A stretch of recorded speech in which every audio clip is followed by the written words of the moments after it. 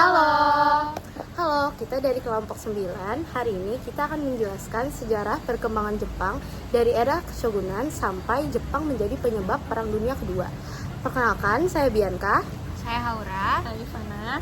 Oke, selamat menonton. Jadi, Keshogunan Tokugawa merupakan pemerintahan diktator militer ketiga di Jepang dan juga yang terakhir setelah Keshogunan Kamakura dan Keshogunan Muromachi. Jadi, Keshogunan Tokugawa dimulai pada tanggal 24 Maret 1603, ditandai dengan diangkatnya Tokugawa Ieyasu sebagai pemimpin panglima militer. Shogunan Tokugawa juga disebut juga sebagai Keshogunan Edo. Masa pemerintahan Keshogunan Tokugawa disebut juga dengan zaman Edo, karena ibu kotanya terletak di Edo atau sekarang yang disebut dengan Tokyo. Shogunan Tokugawa memerintah dari Istana Edo hingga Restorasi Meiji. Tokugawa ini berakhir ketika Tokugawa Yoshinobu mengembalikan sistem pemerintahan kepada kaisar pada tanggal 9 November 1867. Periode terakhir Keshogunan Tokugawa diwarnai dengan banyak sekali gerakan untuk menggulingkan pemerintahan Keshogunan Tokugawa. Hal ini disebut dengan istilah Bakumatsu. Pada masa Keshogunan juga Jepang sangat amat menutup diri dari dunia asing dan juga dari dunia barat. Lalu datanglah Matthew Perry dari Amerika Serikat pada 1853 ke Jepang. Hal ini membuat Jepang membuka diri dan mengakhiri masa isolasinya. Lalu tibalah Jepang ke masa restorasi Meiji, di mana pemimpinnya dipimpin oleh Kaisar Meiji. Dan Jepang banyak mengalami perubahan seperti modernisasi, pembangunan infrastruktur, dan lain-lain sebagainya. Restorasi Meiji adalah sebuah kejadian yang mengakibatkan perubahan besar terhadap struktur politik dan sosial negara Jepang. Terjadi pada tahun 1868. Periode ini mengakhiri Keshogunan Tokugawa dan mengembalikan kekuasaan Kaisar Meiji. Selama lebih dari 200 tahun, Jepang berada di bawah kekuasaan Keshogunan Tokugawa yang menerapkan sistem pemerintahan isolasi atau sakoku. Hal ini membatasi interaksi antara Jepang dan negara asing. Namun, pada pertengahan abad ke-19, tekanan dari negara barat, terutama Amerika Serikat, membuat Jepang jadi lebih membuka diri terhadap negara-negara asing. Nah, jadi restorasi Meiji ini tidak terjadi secara tiba-tiba aja. Ada serangkaian peristiwa di balik restorasi Meiji ini. Tepatnya pada tahun 1866, aliansi antara domain Satsuma dan Choshu tidak puas dengan Keshogunan Tokugawa. Akhirnya mereka mengembalikan kekuasaan kepada Kaisar Meiji. Setelah kekuasaan kembali kepada Kaisar Meiji, pemerintahannya melakukan reformasi yang bertujuan untuk memodernisasi negara Jepang.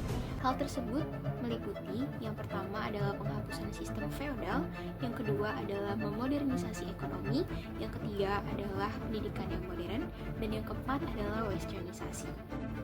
Dalam waktu yang singkat, Jepang berhasil beralih dari negara feodal yang terisolasi menjadi negara modern.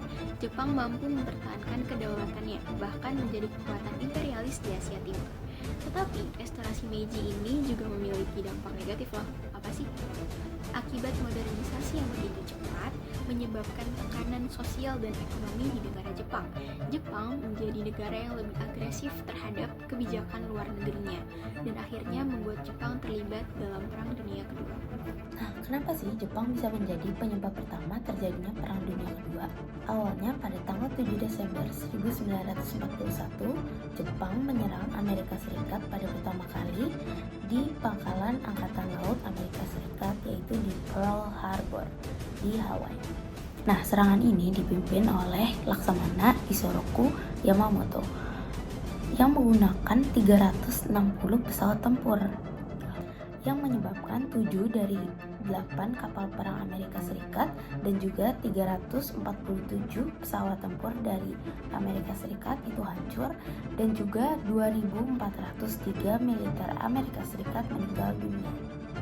Sehingga setelah penyerangan tersebut, pada tanggal 8 Desember 1941, Presiden Franklin, yaitu Presiden Amerika Serikat pada saat itu, mendeklarasikan perang terhadap Kekaisaran Jepang. Namun sebenarnya penyerangan terhadap Pearl Harbor di Hawaii ini bukan menjadi tujuan utama dari Jepang. Namun, serangan ini dapat menyebabkan terbukanya pintu gerbang kepada Asia Pasifik, sehingga Jepang dapat menguasai wilayah seperti Singapura, Malaya, dan juga Hindia Belanda. Setelah berhasil menyerang Pearl Harbor, pasukan Jepang dengan serentak itu menyerang semenanjung Malaya untuk menyingkirkan pasukan sekutu. Pada tanggal 10 Desember 1941, Jepang menyerang Amerika Serikat di Pulau Guam. Lalu mereka berlanjut ke arah timur, yaitu ke Pulau Wake, sehingga pada tanggal 23 Desember 1941, Amerika Serikat menyerah kepada Jepang.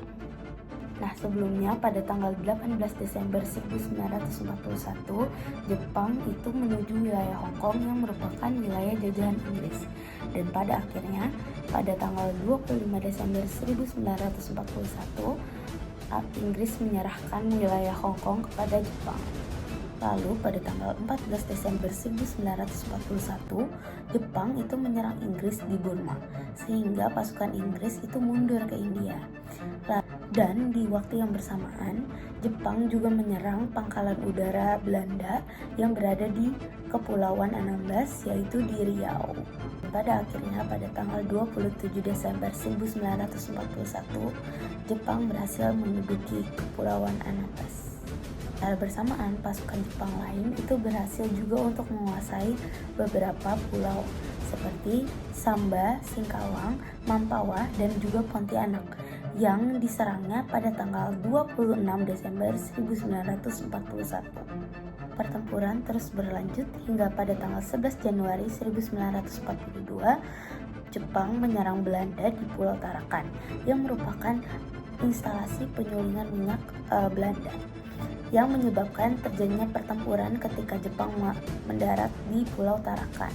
Namun satu hari sebelum Jepang sampai di Pulau Tarakan, Belanda sudah menghabisi instalasi vital dan juga ladang minyak yang berada di Pulau Tarakan, sehingga Jepang tidak dapat mengambil minyak di Pulau Tarakan.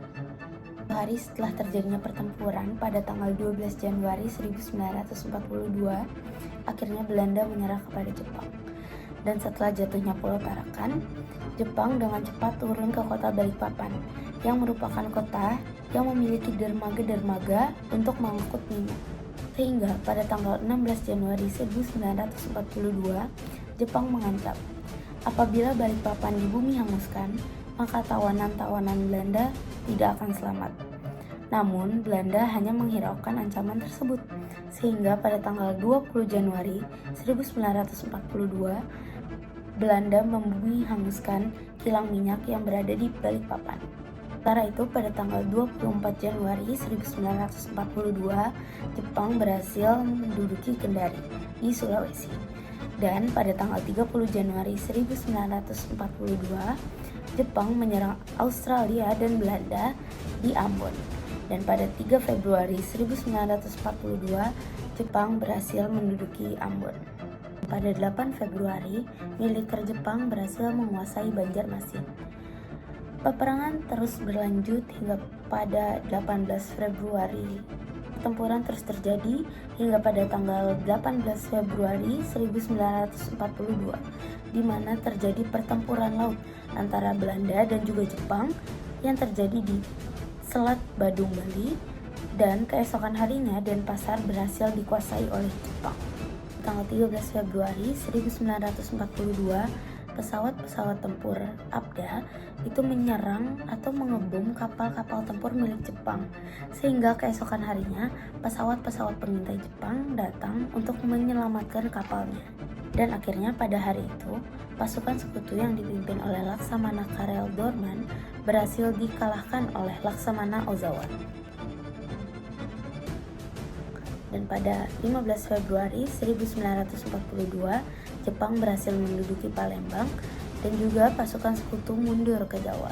Dan pada tanggal 17 Februari 1942, Jepang dan juga pasukan ABDA mengalami pertempuran di Timur Timur.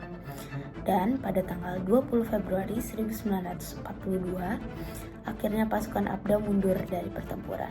Tanggal 23 Februari 1942, Jepang akhirnya berhasil menguasai Nusa Tenggara Timur.